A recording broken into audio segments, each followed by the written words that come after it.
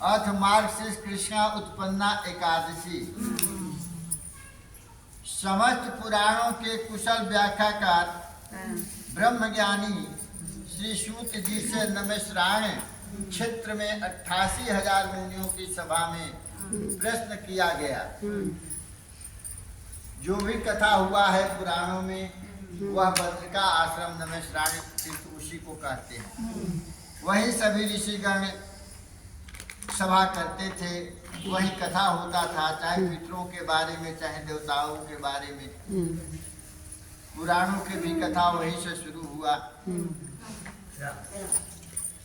अब वही सभी सभा ऋषिगण कर रहे हैं और अपने में विचार कर रहे हैं कि एकादशी के उत्पत्ति कैसे हुआ। श्री सूत जी ने कहा कि ऋषि मुनियों सहित समस्त मनुष्यों को अनंत पुण्य प्रदायिनी एकादशी की उत्पत्ति के संबंध में धर्मराज युधिष्ठिर ने भी अपने पंचम अश्वमेध यज्ञ के समय प्रश्न किया था। मुनियों, वह सारा वृतांत मैं आपसे कहता हूँ। श्री सूत जी ने कहा कि धर्मराज युधिष्ठिर ने भगवान श्री कृष्ण से पूछा कि भगवान पुण्यमयी एकादशी की उत्पत्ति कैसे हुई। इस एकादशी की समस्त महिमा मुझे विस्तार से सुनाने की कृपा करें। भगवान वासुदेव ने प्रसन्न होकर कहा, हे कुंती नंदन, मैं उत्पन्ना एकादशी की कथा सुनाता हूँ, ध्यान पूर्वक श्रवण करें। हे पांडव श्रेष्ठ, सतयुग में मूर नामक दानव था। मूर नाम का एक राक्षस दानव था। यह अपार शक्ति वाला, अत्यधिक क्रूर और संपूर्ण देवताओं को हर लेने वाला देवताओं का शत्रु था। उसने अनायास ही इंद्रादि देवताओं को परास्त कर दिया बिना मतलब के। मूर राक्षस से व्याकुल हुए इंद्र, आदित्य, वसु, वायु, अग्नि, चंद्रमा आदि जितने देवता थे अपनी रक्षा के लिए देवाधिदेव महादेव जी की शरण में गए। देवताओं ने अत्यंत दीन भाव से भगवान शंकर को अपना दुख सुनाया। भगवान आशुतोष शंकर ने देवताओं के दुख से द्रवित होकर उन्हें सलाह दिया। देवताओं के दुख से दुखी होकर, द्रवित मतलब दुखी होता है, सलाह दिया कि राक्षस मूर का अंत भगवान विष्णु की शक्ति से ही संभव है। अतः समस्त देवगण भगवान विष्णु की शरण में जाएं। भोलेनाथ सभी देवताओं से कह रहे हैं। भगवान शंकर का आदेश मानकर समस्त देवता भगवान विष्णु के समीप पहुंचे। देवेंद्र ने बड़ी विनम्रता से भगवान विष्णु की स्तुति की। देवताओं ने कहा, हे अशरण को शरण देने वाले, आप समस्त देवताओं द्वारा स्तुति योग्य हैं। आपको बारंबार प्रणाम करता हूँ। हे देवरक्षक, कमल नेत्र, मधुसूदन, आप देवताओं की रक्षा करें।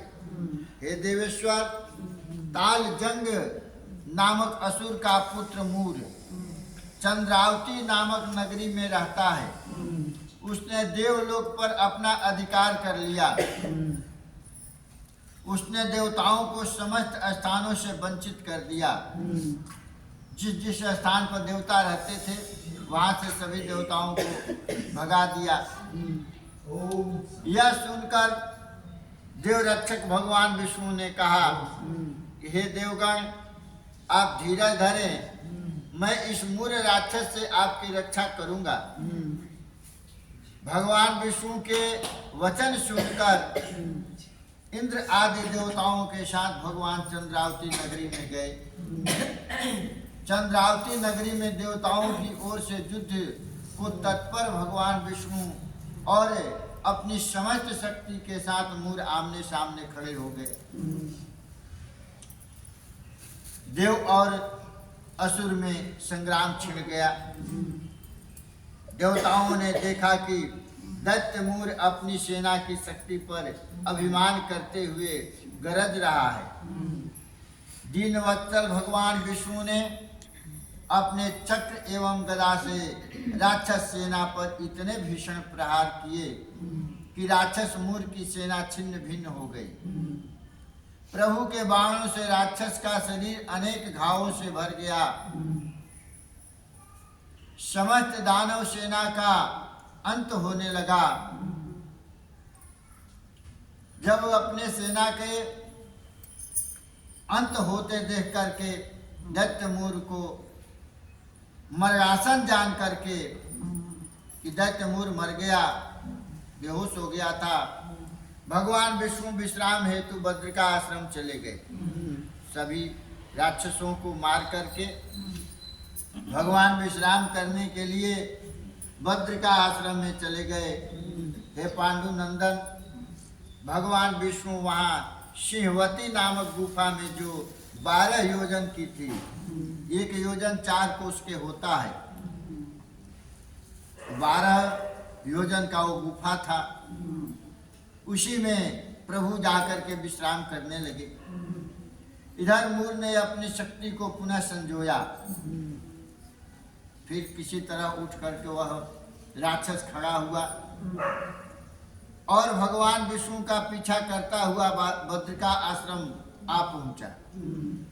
दैत्य मूर ने देखा कि भगवान विष्णु सिंहवती गुफा में विश्राम कर रहे हैं, सो रहे हैं। विष्णु को विश्राम करता हुआ देख करके मूर ने उन पर प्रहार करने की सोची। मूर ने सोचा, यदि विष्णु जाग कर सामना करेंगे तो मेरा और मेरी सेना का संहार कर डालेंगे। अतः अचेत अवस्था में इनको मार देना चाहिए, इन पर प्रहार कर देना चाहिए। ऐसे मूर राक्षस ने अपने विचार किया। विष्णु पर प्रहार करना चाहिए, ऐसे मन में विचार करते हुए, हे धर्मराज, मूर की ऐसी भावना जानकर विश्राम कर रहे विष्णु भगवान के शरीर से एक तेजस्वी शक्ति कन्या तत्काल प्रकट हो गई। भगवान की शक्ति से शरीर से एक कन्या उत्पन्न हुई। इस शक्ति संपन्न कन्या ने तत्काल मूर को ललकारा। यह विष्णु शक्ति रूपा कन्या अद्वितीय सुंदरी और विभिन्न शास्त्रादि से सुशोभित थी। अद्वितीय सुंदरी के मतलब इसके जैसा दूसरा कोई सुंदर नहीं है, इसलिए अद्वितीय सुंदरी और विभिन्न शास्त्रादि से सुशोभित भी थी। दैत्य मूर विष्णु पर प्रहार का संकल्प भूलकर इस कन्या की ओर देखने लगा। पहले तो सोचा कि विष्णु भगवान के ऊपर प्रहार करे, लेकिन तुरंत कन्या को देखा तो प्रहार करना भूल गया। इस कन्या की ओर देखने लगा। तभी कन्या ने दैत्य मूर को युद्ध के लिए ललकारा। तत्काल मूर और विष्णु के अंग से शरीर से प्रकटी कन्या में युद्ध आरंभ हो गया। शक्ति संपन्ना ने देखते देखते मूर के अस्त्र शस्त्र नष्ट कर दिए। रथ चकनाचूर हो गया। दैत्य मूर के साथी इस कन्या के हाथों मरने लगे। मूर शस्त्रहीन होकर विष्णु शक्ति रूप कन्या से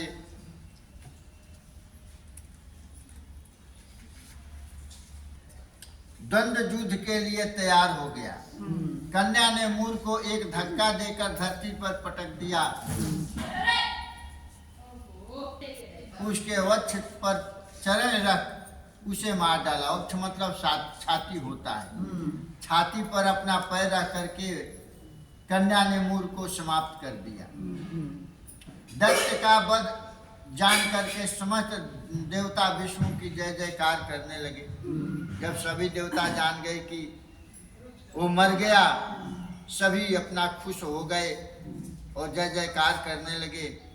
आकाश से पुष्पों की वर्षा होने लगी। विष्णु भगवान की निद्रा टूटी। उन्होंने देखा कि उनके सामने मूर मृत अवस्था में पड़ा है और एक दिव्य कन्या सहज विजय का उल्लास लिए विनम्रता से खड़ी है। भगवान विष्णु ने मूर की मृत्यु पर प्रसन्नता दिखाई। श्री विष्णु ने कहा कि मूर का वध किसने किया है? यह दुष्ट दैत्यों पर क्रूर अत्याचार करता रहा है। तभी वे पुनः कन्या की ओर देखने लगे। उन्होंने कहा, हे देवी, तुम कौन हो? भगवान विष्णु के पूछने पर कन्या ने अपना परिचय दिया। कन्या बोली, भगवान, मैं आपकी ही तेज हूँ। दुष्ट मूर सामान्य युद्ध नियमों की अवहेलना कर आप पर उस क्षण हमला करना चाहता था जब आप विश्राम कर रहे थे, सोए हुए थे। विष्णु भगवान ने कहा, है कल्याणी, तुमने अनीति करने वाले दैत्य का वध किया है। तुमने मेरी रक्षा भी की है, देवताओं का भी उपकार किया है, अतः मैं बहुत प्रसन्न हूँ। तुम जो वर चाहो मांग लो। कन्या ने कहा, प्रभु, आपकी कृपा से मैं समस्त तीर्थों से अधिक महत्वपूर्ण तथा अपने भक्तों को मनवांछित वर देने वाली बनूं। श्री भगवान ने एवमस्तु कर दिया। एवमस्तु कहकर आशीर्वाद दिया। तुम्हें तीनों लोकों में एकादशी के नाम से जाना जाएगा। भगवान विष्णु उस कन्या को आशीर्वाद दे रहे हैं। तुम्हें तीनों लोकों में एकादशी के नाम से जाना जाएगा और तुम्हारे भक्त सांसारिक सुख भोग अंततः मोक्ष के अधिकारी बनेंगे। भगवान ने कहा, हे देवी, जो साधक तुम्हारा व्रत करेंगे और तुम्हारे महात्म को पढ़ेंगे अथवा सुनेंगे, वे मोक्ष के अधिकारी कहलाएंगे। तुम्हारे शुक्ल अथवा कृष्ण पक्ष के रूप को सदैव सम्मान मिलेगा। इस प्रकार विष्णु से सम्मानित वर प्राप्त कर एकादशी बहुत प्रसन्न हुई।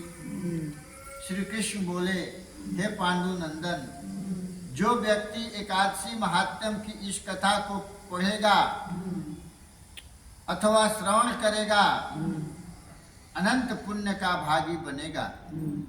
एकादशी का व्रत श्रद्धा भक्ति के साथ और शास्त्र सम्मत विधि से करने वाला, शास्त्र ने जो बताया है वैसे विधि के अनुसार करने पर वह मोक्ष के अधिकारी बनेगा।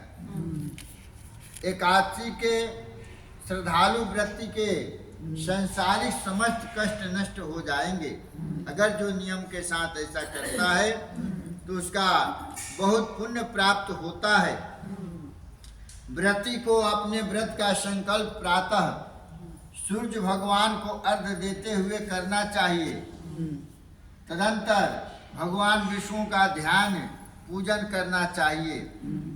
भगवान कृष्ण ने कहा कि विष्णु भक्तों के लिए एकादशी से बड़ा कोई व्रत नहीं है। यह व्रत समस्त वैभवों का देने वाला और निष्ठावान के लिए सहज साध्य भी है। एकादशी भगवान विष्णु की शक्ति है जो कठोर राक्षस का वध कर सकती है। मनुष्य के पाप ही राक्षस सम्मान होते हैं। पापों से मुक्ति ईश्वर की आराधना से ही संभव होती है। पाप की मुक्ति, पाप नष्ट कैसे होता है? भगवान की पूजा आराधना करने से सभी कष्ट से निवारण मिलता है। बोलो माता की जय।